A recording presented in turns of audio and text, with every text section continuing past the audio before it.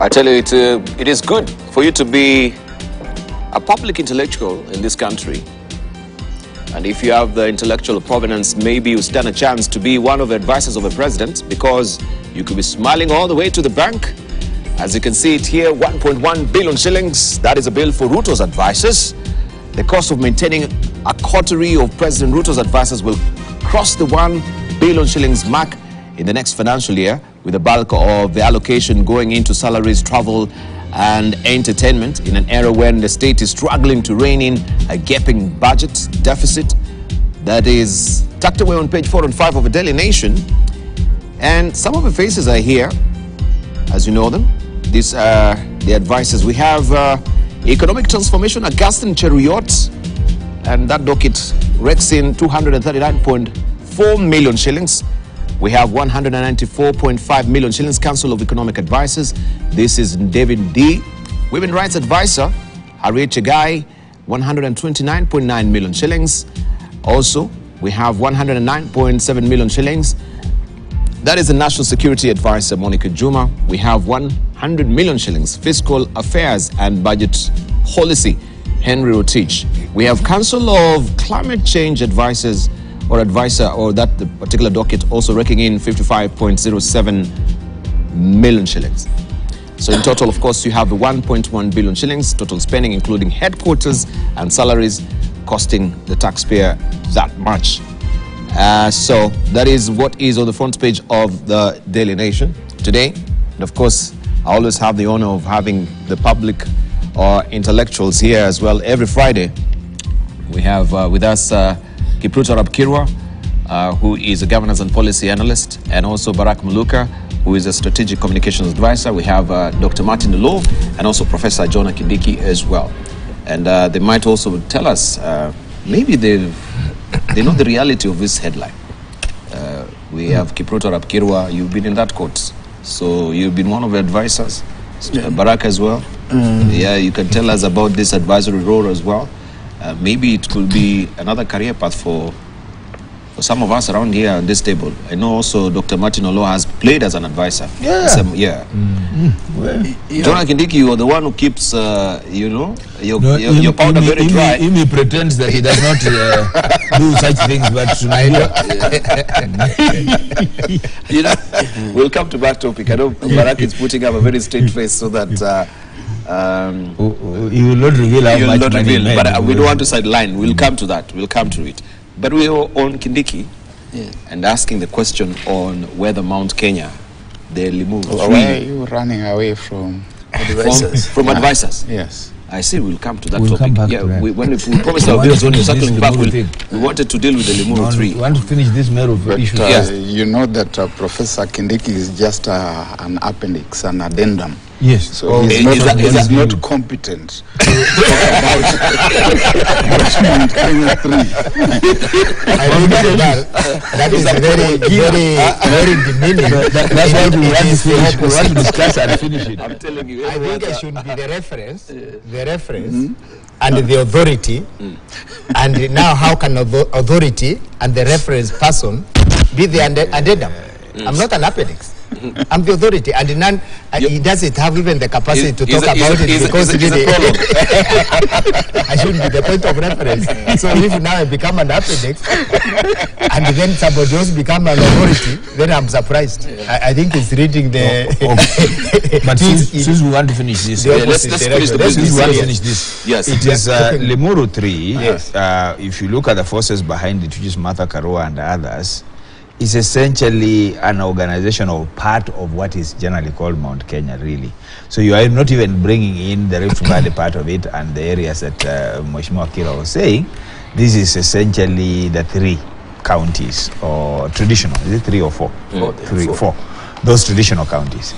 Now, as we were saying here earlier, is that once those guys have sat and have agreed on a direction, that's when they look around and add numbers, and that's where people like now Kindiki's people come in, and the other guys from Embu and others, they are told now this is the direction we are going. So these other guys set the direction, and these other guys come and join the bandwagon, but they cry first. They say, no, you cannot leave us out. Oh, but what is ours? They are told, no, you get this one, get this one. Then they come in as an addendum. So on that one, I'm with Barack on this one. So they're just a wagon. They're not even the engine. These guys do not determine what happens in Mount Kenya. It's determined for them. Then they follow. And that's why for a long time, they used to complain through voting for Kibaki. So for a long time, all they could do is vote for Kibaki. And yet at that time, Kibaki wasn't going far with his DP. But generally, they were very loyal to Kibaki. For some good reason, they really, really liked him. But now, they are part of the bigger mountain, and they follow what the majority of the mountain decide, the political path, then they get on to that one. I know he's privy to. You know, Galatians what it says. Oh, ye foolish Galatians. Who bewitched you? That's Paul telling the Galatians. I think let it mean by day is okay, that's fine. But I think that is a misrepresentation of the politics of Central Kenya. And if we have to be serious on the matter, is that I don't think whether Meru people are ever been excluded from the decisions, the political decisions that are made. If anything, by the way, they lead. But we ask simple questions on which prove maybe you're not privy to. Let me finish. We're waiting. Okay. Just give us something. This is like a family. And in the family, there is a elder brother, a younger brother, and somebody here in the middle, and they are going to share things. So where the trouble comes is when we count the numbers, not decisions, not the leadership. By the way, even if you look at the regimes of Kenyatta, regimes of Moi, Wasiri is here, can tell you, regimes of Kibaki, those people who are making decisions are the Meru people. He can tell you for a fact. The decisions about Central Kenya are made by the Meru people. They take the lead, and the Hembus, and then of course our brothers and sisters in the entire region of the Mount Kenya. Right. But what happens is the equation of the numbers, and that has never removed Meru from the politics of the Central Kenya because of the numbers, and we understand ourselves. So because if you are bringing 3 million, I bring 500,000, I bring whatever number, and you have the biggest number, then we sit down and say, you know, we are brothers. If we go divided, we are going to lose. So let's be one. And then people tell you, if you are a Meru, you'll be cowards. Because now the others are going to say, and that thing has been going around, and don't be cheated. We are one and the same, and we do. But when we come to now getting the national leadership, is where we come down and listen to one another and then take a decision and say, if we go like this in the whole country, we won't be embarrassed.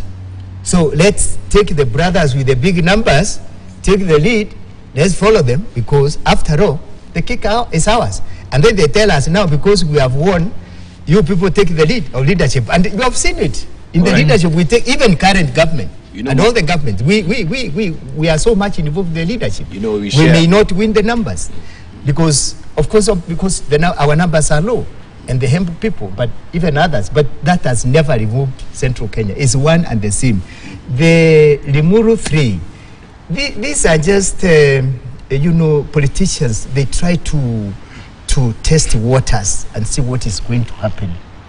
When we are close to 2027.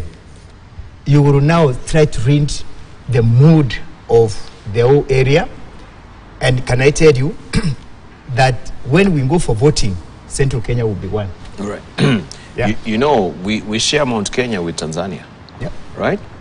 And if you come to, Mount Kilimanjaro with Tanzania. So when we come to the other side of Kenya, where Mount Kilimanjaro is, you'll find there's a bigger chunk of Mount Kilimanjaro in Kenya. But there's a sliver of Mount Kilimanjaro in Tanzania. Yet where is Mount Kilimanjaro? Where is it recognized worldwide? As Tanzania. In Tanzania. But who has the biggest chunk? Kenya. Kenya, yeah. Why? Well, I think that it has to do with the history. It is historical. It was a birthday gift. Yeah. It was a birthday gift. Yeah. to the cousin of the cousin of the fellow was in England, and the cousin was now presiding over the territory of Tanganyika, and he said, "Which birthday present do you give me?" He was given, or she was given, Mount Kilimanjaro. That is how you see the map of Kenya. It goes as a straight line. Then around Mount Kilimanjaro, it just moves in, then continues in a straight line. Otherwise, if that straight line was kept, the chunk of it will be in Kenya. Could we use that euphemism somehow with the Mount Kenya politics? No, because I share a lot of... with a slice of where Mount Yes, Mount Kilimanjaro I share a lot of similarities with Professor Kindiki. Because even from the days of Mau Mau, the Merus have never gotten a fair deal. Even in the days of Mau Mau, they played slightly greater role than the rest of Mount Kenya, followed by Nyeri. But when it came to the spoils, it is actually that Mzee Kenyatta had to form a ministry to accommodate the Merus, having been met by a delegation of elders from Meru, and he was told, how can you consider us part of you unless you give us a ministry? And that day, the Minister of Agriculture and Lands and Settlement was split, and the late Abesta Ngaine was given that ministry the same day. So historically, the world has been an appendage. Not an appendage. It was an addition.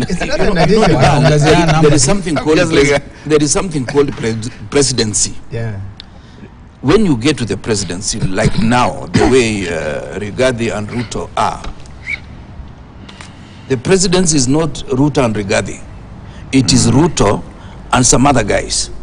Even Barack could easily be part of that, who does not have to be part of the center. So presidency shifts a lot of power arrangement when if the first president of Kenya was from Meru, the politics of Kenya would be slightly different from what we know. But now that the president of Kenya, the first one was from the west of the mountain, that is why that kind of geopolitics is not sitting very well, according to the contribution made by the people of Meru. I also want to remind you, the people of Meru have always been in government, even during one-party system. Even when multi-party came, they were voting for Kibaki, but there was a substantial minority within the ruling party. So, as the professor said, it is highly likely that if the west of the mountain will change from the current arrangement, even the east of the mountain will communicate and they will vote as one block. Right. You should consider Kipruto Rapkiro, just a moment, as a part of Njuru Cheke. You make him one of the councils because he's speaking so passionately for Mount Kenya. Let's hear from Barack, then we'll come to you. Barack. Yeah, for a start, Professor knows very well what happened to Field Marshal Musa Mwariama, who was almost an alter ego of Field Marshal Dedan Kimathi. When he came out, the most they did was to give him some mention or some money and some Land Rovers. Land Rover. And then a delegation led by the late Koinange go to Meru, and they realized that the guy was still sticking to the original principle that we fought because of land, and we're not seeing land distribution being fair. Then they got rid of him, and we don't know where he was buried. So the system. Absolutely. So that is where Meru fits into this picture. But there's also repression and suppression of history and historical facts. When you hear people telling us, don't take us into history, it's because they do not want those kinds of things to come out, because they're going to make people think a little differently when they're trying to make their decisions.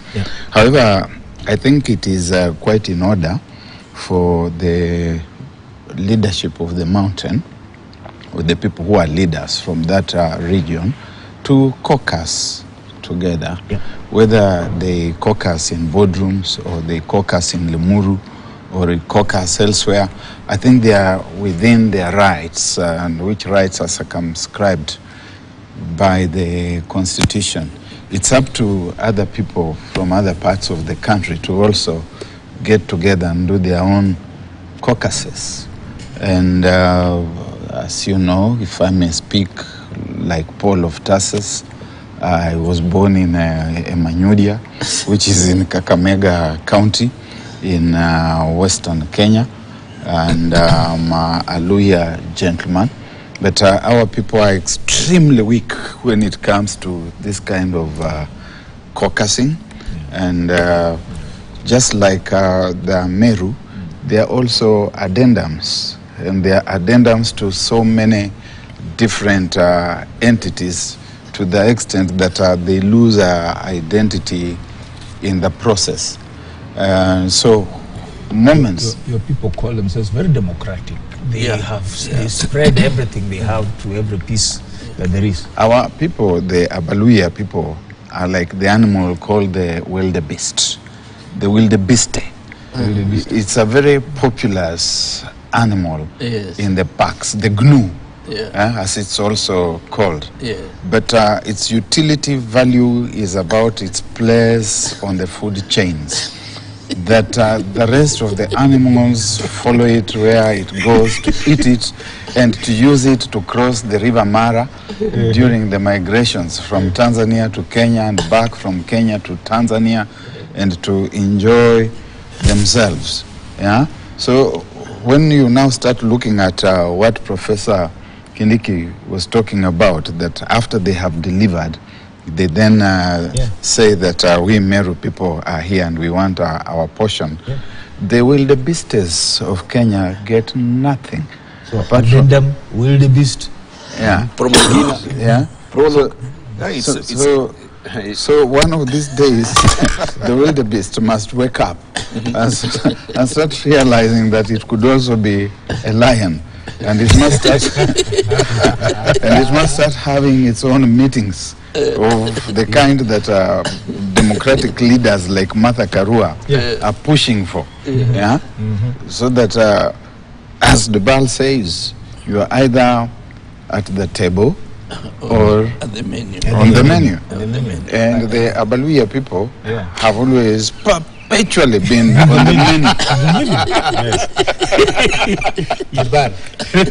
And it's not a laughing matter. Will you allow me to? No, it is serious. Being on the menu, we are always on the food chain. And we are right. And you see, they follow us everywhere we go. They want to make sure that the wildebeest is there. When the wildebeest is moving, the predators are following. Because you have to follow your food in the jungle. And the Abaluya people are the food in this political jungle. I'm happy you're not saying. Yes, I'm the one saying it, and that's why now. And that's why now we have started saying Tawe. Is enough. Is that Tawe is enough? Cannot Tawe. We want to be in the food chain. No, but you cannot uncouple Aluya from food. No, you can't. You cannot uncouple Aluya from food. But my observation around this table, because this is a breakfast table, has indicated that the non-Luyas have really been eating. They have worked through the breakfast quite solidly. The non-Luyas here.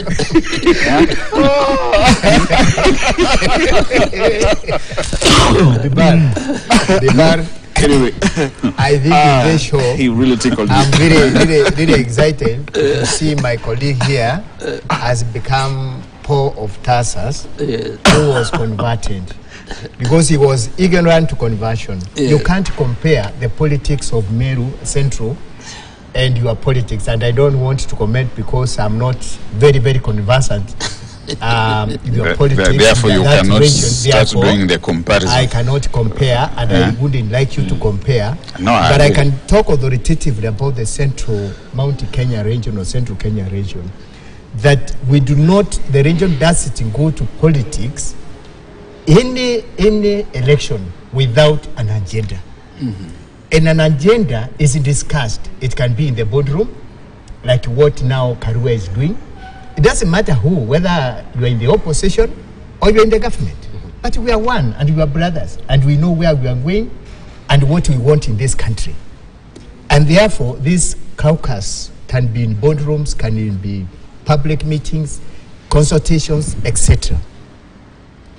But when Mount Kenya people, whether you'd say they come from the east or western of the mountain, we are nearer the date for elections.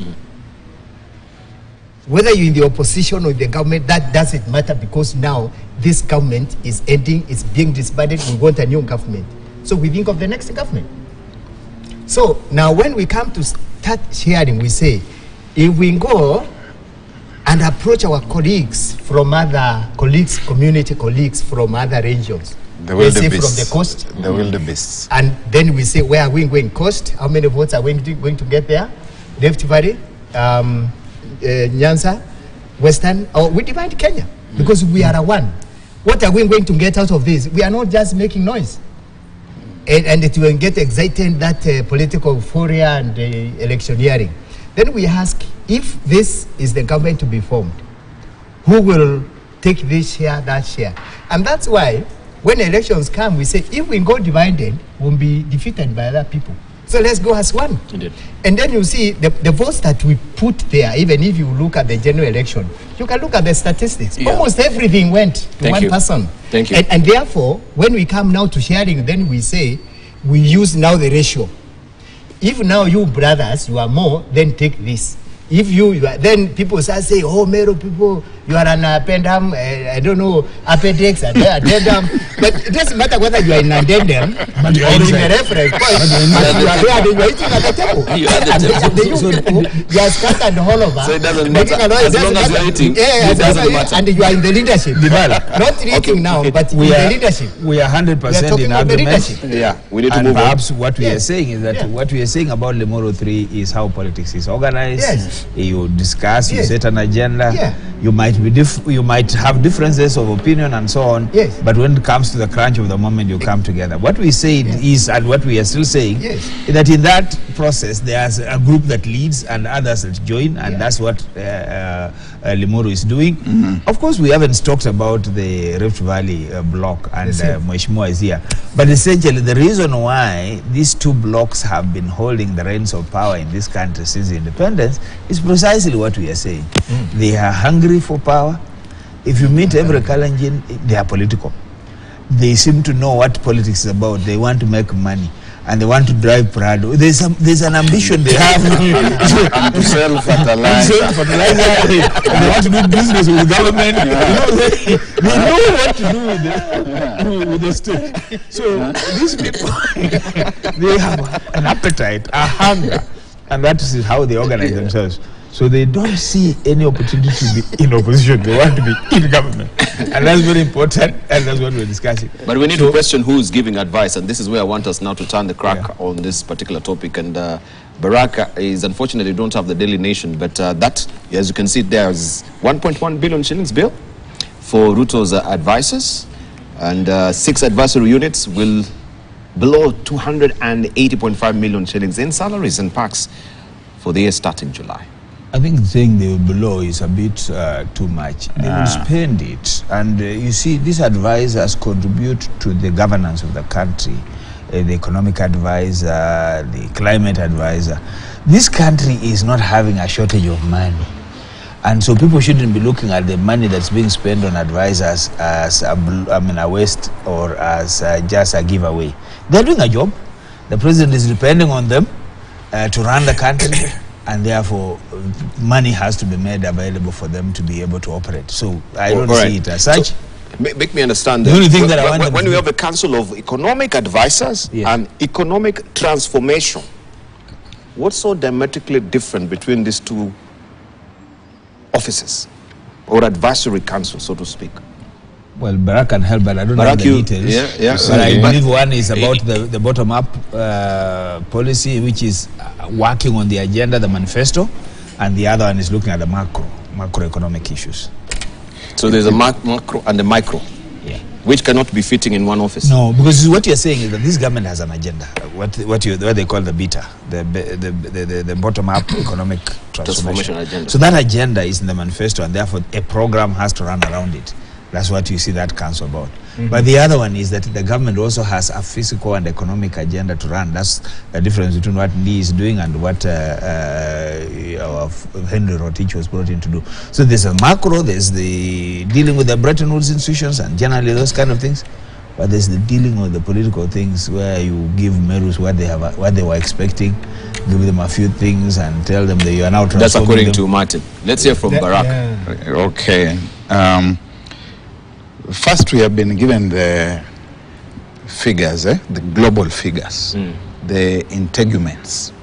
We have not been given the contents. This whole thing needs to be broken down, itemized, so that we are able to see how to rationalize the figures. Because sometimes we tend to also be emotive and to use these value-loaded words like they are going to blow. It's like something has just been placed there for them to squander, to splash and splurge upon themselves and enjoy. It would be very useful to have a breakdown of all this, because I'm actually taking a shot in the dark, as it were, with regard to what the money is going to do. But the basis is really simple, clear, and logical. That we have a government that is put in place through an electoral process. And the electoral process, Professor, like Plato and Socrates said a long time ago, can be one of the most irrational processes of determining leadership. Because you go out there to the electorate, and the electorate seems to be engaging in a popularity contest where they're going to elect people to office, not necessarily based on any core competencies, that they are able to bring that to the institution of government. And therefore, when you are president, you need advisors who are experts within the various dockets. And it happens everywhere in the world, without exception. You go to the United States of America, you'll find there's a coterie of advisors on foreign relations, on national security, on economic transformation, and the like. Now, what we saw there a little earlier, on the earlier images that you indicated there, we're talking about advisors, and they're talking about transformation. So you would be dealing with the people who are involved, on the one hand, with the evolution of policy. And that policy, after they have evolved it, framed it, sold it to the government, it's been embraced, you've got those who are now going to be monitoring the actual transformation, that the process is now ongoing.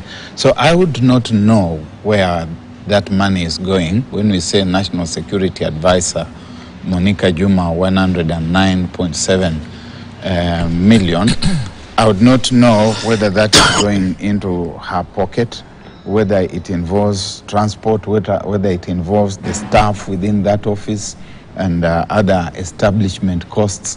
We need to know about that. But more fundamentally, we should be asking, what are these people doing? What work are they doing, and is it adding value? Essentially, that's what we want to scrutinize. To the country. Yeah. Now, for us to do that, we need to have the documents that they come with from Nanyuki, where they have these retreats and they are planning. We have never seen them being published, at least I haven't, being published. And we are saying that when the president retreated with the cabinet to Nanyuki or to Sagana, these were the tasks, the assignments that were given to these various dockets. That information should be made public, and then we are able. We do have it. Martin has it. Yes. You see, just look at the amount of support we have been able to generate from the Bretton Woods institution, the IMF, the World Bank. That is an indication that there is an economic policy that is attracting funding. Look at the affordable housing, look at the social security and health issues. There are a number of programs that this government is able to evolve, which then means that they are stuck on it. For example, when you saw the affordable housing bill stuck, you saw the effort, the energy and the push that the president was putting on it, including directing parliament on what to do. So there's a sense in which you can say they are stuck on their program. As to whether those programs are popular, as to whether those programs are effective, that's another conversation. But yes, there is an element to it, and we can see that they seem to be suggesting, and again, you can disagree with them or not, that things are going to come down, they have the policies in place, and the system is running. So there is a way in which you can say there is functionality, this indication that something is working. Again, I'm not saying that you are agreeing with what they are saying or not, or they are right or wrong, but you can see them translating even the so-called the better policy down to the lower levels and having conversations around it. There are, of course, questions around the chapters, and that's why, for example, doctors' strike was very critical. The doctors were able to remind Kenya Kwanza that when you met with us as sectors, this is what you told us, and therefore, this is what we are pushing for. And you can actually see that that conversation and that push has resulted into some agreement. It may have taken 60 days, but there is some form of an agreement based on the promises they made. So there's a way in which they're being held to their promises, they're holding themselves to their promises. However well it is something that we can critique. It's a separate issue. It's a separate issue. We can talk about it. So these advisory roles, are they playing out? Certainly. They are people in them? Certainly they are. Are there policies that are generating? Certainly they are. So do they deserve a budgetary allocation? Yes, they do. And that's what they have. The rest we can critique. We can look at what they're doing and how they're doing it, but we can't say they're blowing the money. We can't say we are, money in this country is not the issue. This country is okay. The question is, what are the effects of the programs that we are rolling out? So for me, 1 billion is very little money that we should not even talk about whether it's being spent on advisors. But we are talking in austerity measures, where now you actually, well, my director is reminding me actually, so when it comes to health as well, we can't see anyone listed here. That has been one of the key issues. I don't know where it really falls. Remember, health is under better. Because see, when you want to understand this government, don't look at it from sectoral. Okay, I don't know if you take what you're saying with a tongue in cheek, No. Just a minute. Yeah. Just a minute. Yes. On health, affordable housing, because you don't see a national advisor on. These are all the so-called bottom-up policies that this government. There are 5 of them. So they are actually the part of it. Yeah. Okay. Oh yeah, I get it. Yeah. Institutions like Kipra. Yes. What role do they play? Is it just for? Do they have any also advisory role, so to speak, that the executive may use some of the research they do? Yes. Yeah? And yes, to what extent they would come under that umbrella, because there would be many of them are coming from different directions, and they would all be under that umbrella. They would fit. But I was going to say this. Kipra is a national institution, available, governments in, governments out. What then this government needs to do, or any other government needs to do, is to tell Kipra, this is our agenda, this is our program. Give us research, give us information that can enable us to realize it. So Kipra is available as long as you give it your agenda and ask them to help you to operationalize. All right, let me hear from Kipruto Rapkirwa, because unajua mwambia ngoma uvutia kwake. Yeah, and see, these are some of the advisors that have been there, so the public intellectual will speak, and they've been actually in the government as advisors, so they'll want also to keep their powder dry. Yes, we have no. I have 3 things to say. Before let's hear from Mheshimiwa and then. Yeah, I have 3 things to say about this issue of advisors. One is just to make an inquiry. I thought Rotich had rejected the position of advisor. Ulisikia wapi? It was in the papers. Ilikuwa ni magazeti. But he wanted to go to to, was it a central bank? Back to central bank, yes. Central Bank. bank, occupy a small position. Yeah. So, well, I'm surprised, but I've taken note of it. But from this explanation, we realize that there is a challenge in terms of governance structure. How do the advisors sit, and how does it dovetail into the normal operations of the bureaucrats in the ministry? This is something that I'm not saying there is something wrong the government of the day is doing, but I think we need to engage our minds so that there is what we call synergy from what the advisor is giving us against what is going on every day in the ministry. Now, these are people who report to the president directly. Of course, there is another 250 that included Barack Muluka and Martin Olo. Indiki has not revealed. No, he has not told me. I've never advised this government, this one. I've advised others before. Yeah, other governments. He's among the 250. Otherwise, we would have seen his name appearing prominently in the papers, like the 6 of them. So we need to understand, how does it happen? As you know, I once ran a ministry, and even what we are calling, either whether it's technical assistant or special or just a normal PA, you are as much as possible allowed to source from within the ministry. But it seems now the latitude of the minister has been expanded, that you can bring people from outside, deal with them, then release them when the task at hand is over. But how does it sit with the rest of the public service? Because public service individuals or civil servants, they are very protective of that rim called public service, and they are likely to frustrate even some of the efforts of the government in terms of how to operationalize. The second issue that we need to understand is that this is one of the first governments that is operating without translation of the manifesto into government policy document. And therefore it is very hard to discern what they are planning, what they are doing, and where they are going. Possibly they know it because they are there, but they have not made it publicly understood, because from the manifesto, they have made us believe that everybody should have read and understood the manifesto. But manifesto is just aspirations of the candidates. When we are elected, we'll do 1, 2, 3. But that manifesto must be translated into public policy document to deal with various sectors and various collective sectors for the public servants to understand. And that's still one of their major problems.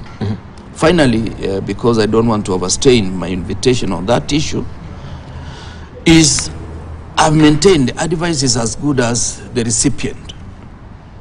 We don't see evidence of advice coming from the top guy. How do we know?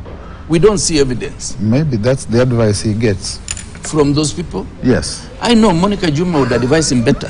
I know Monica. We work together in Addis Ababa. In Addis. Yes. And in fact, I would have given her the position of advisor on foreign relations, so that the goofs that we've made, whether it is about Sahrawi, whether it's about Israel, whether it's about Iran, whether it is about Morocco, whether it's about appointing an ambassador to Somaliland, when there is the principle of uti potestas iure, which says the boundary that we found at independence must remain the way it is. So I get worried, because I say, who is advising the president on foreign relations? But I think also there is an attempt to try and enrope her in the National Security Council, as it is. But she is? She is just another advisor. Oh, yeah. Yeah, she's she's one Kenyan that I trust. She has the requisite capacity to do justice to this country. But is anybody listening to advice from these advisors? My worry is that nobody is listening, because there is so much contradiction when it comes to public policy that comes out from the very number one policy handler. Right. And that worries me. Well, let's give our closing remarks, even as we're winding up, because when it comes to priority, that is a question that everyone is asking. In light of where we are headed, now we're talking about bracing for hunger. We want to see the National Cereals Board stocked, to the hilt when it comes to food and strategic, food reserves at the end of the day. How are we preparing? This is some of maybe the advisory that will be coming moving forward. And maybe, as Barak says, that money can be justified at the end of the day. But the question I wanted to ask, even as we are finalizing, we've seen almost, I think the figure was being put that 900 million for the state renovation. Just, State House. Yeah, State House renovation, which is just maybe a 1 billion, so to speak. Billion, yeah, so to speak, yeah. Safaricom makes that money per day. Not a lot of money. Okay. The one that they were bribing at City Hall, yes, from Songo's time is way above that. So we should not be questioning these things. No. The point you're making, and maybe I distracted. I'm just talking about a priority. We need to question these things for clarity, because actually, if you look at behind, some years back, before the new constitution, these advisors have always been there in all government, but nobody knew about it. So now they are talking about blowing or what they are using. But what I just want to make a correction that actually they are doing a very, very important duty for the country. No one is disputing. And Barak has actually put it very well. How then do we audit?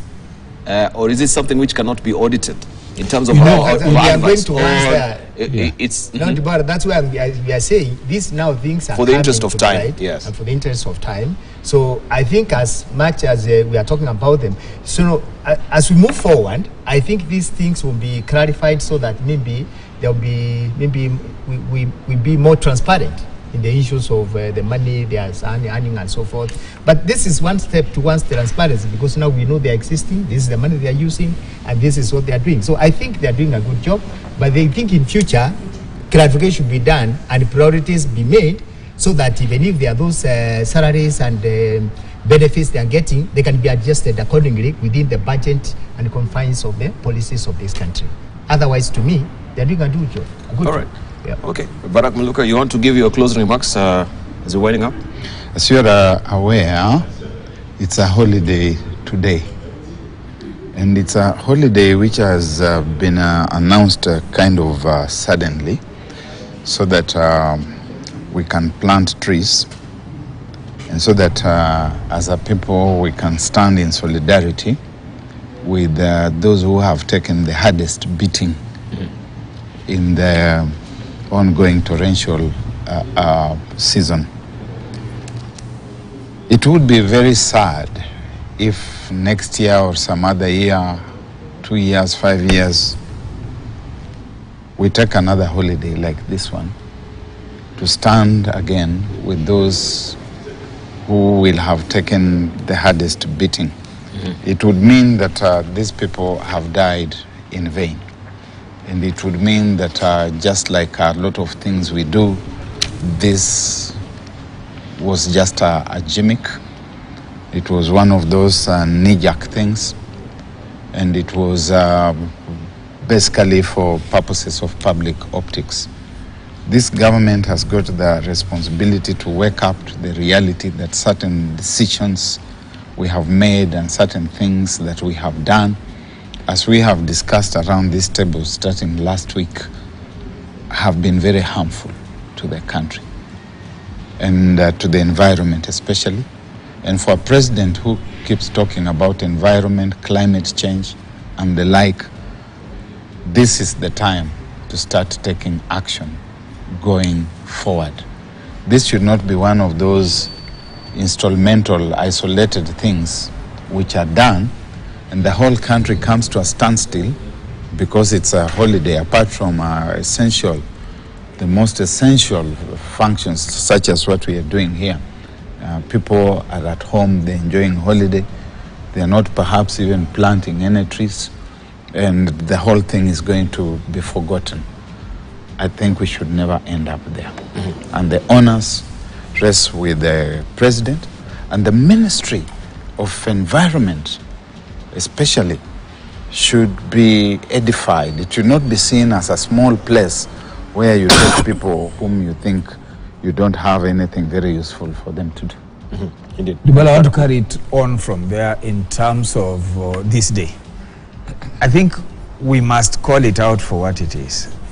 The issue about the floods is the issue about rains. Connecting it with the tree planting is to tell us that perhaps we need even more trees in order for rains to be available. The issue is that the rains have come with havoc, they have come with the death, they have come with flooding, they have come with a fair bit of mess. What do we do on a day like this besides planting trees? I'm not saying planting trees is not a good thing, but besides planting trees, what are we doing to clean up the schools today in order for the schools to be available? What are we doing to do fumigation in order for us to even be ready for occupation of these damp places by our children when they go back to those schools? So there's a little bit more seriousness that we require than just to say we are declaring a holiday to plant trees. Where is the preparedness for even those trees and the availability of those trees to be planted? I think those are the key issues we should be talking about. So there's a sense in which we should be saying we have learned something from these rains. The flooding will happen. What do we plan to do in terms of our actions? Are we going to dam these places? Are we doing a Marshall Plan? Can we even reprioritize our affordable housing for something else? Of course not. We are so clear about where we want to go that nothing, not even an emergency, not even a contingency will take us off it, which is the tragedy. So this government hopefully should learn that when you are a government for all seasons, and you must also take seasons into your planning.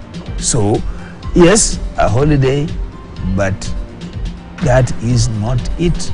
What are we going to do to make sure that a Kenyan does not lose life? Thank you. What are we going to do to make sure that in future when it rains, people don't die the way our infrastructure doesn't destroy? Because that will happen. He was talking about it earlier, about Meru. It's about how we manage our topography, how we manage our landscape and so on. Right. You close it. Yeah, Dibal, there are a number of things that we need to do. One, we need to reclaim the riparian land, which under the land use arrangement in Kenya is between 6 meters and 30 meters from the highest point where the water touches in every river. If we were to reclaim that, we'll be doing a lot of service to Kenyans. The other thing is to institutionalize tree growing. I'm happy the minister in charge of Interior was able to put it in the Gazette notice of today. It's not about tree planting. If you check the notice, it's about tree growing. Because growing goes beyond planting. It is how to nurture that tree. And finally, on that particular tree growing, we need to reward those who are already doing it. Because I think our mentality is to punish those who are not doing. But we should be able to reward. And the reward system may be put in a policy document so that if you have 200 acres, like some of the people around the table may have, how much of it or what is the population of trees that should appear per acre? Then you can set aside a small forest throughout the republic. If you have 200 acres, even up to 20 acres can be forest, so that the other land use is able to give way to some kind of water checking. You know, a single tree, from the little biology that I know, can hold up to 200 liters of water at one moment. And those are the trees that have been checking the flow of water so that we reduce surface runoff. Because you hold the 1 drum of water, and if you have 1,000 trees, those are 1,000 drums just being held by the leaves. And it will go down to the bottom of the tree and percolate.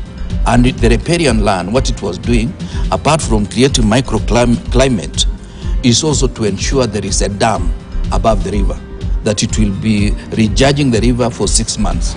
And after 6 months, there will be another season, and that continues. But today, almost all the rivers, we plant vegetables. And when the rains come, the vegetables are swept. Right. Thank you so much. What a rich seam of information that we've gotten from you. Really enjoyed the show today. They also told us that we should not be planting eucalyptus tree. Maybe we need to rethink in terms of these floods. You're saying, oh, it was sucking all the water. Now, we needed to suck more of the water. Maybe we couldn't be in the place where we are today when we had people saying, oh, eucalyptus tree, they should be cut down. We need to rethink some of these policies that we had as well. Thank you, gentlemen. I really appreciate Barak Muluka, Dr. Barak. I really appreciate Kipruto Karua, also Professor Kindiki Jonah. Thank you for coming through, and also Dr. Martin Olo. Thank you for coming through. All right, make sure you enjoy, and you plant and nurture and grow the tree. Yeah, so that at least when 30 years from now, your children also will be taking shade from that tree as well. Thank you. Have a good day. Enjoy watching KTN News.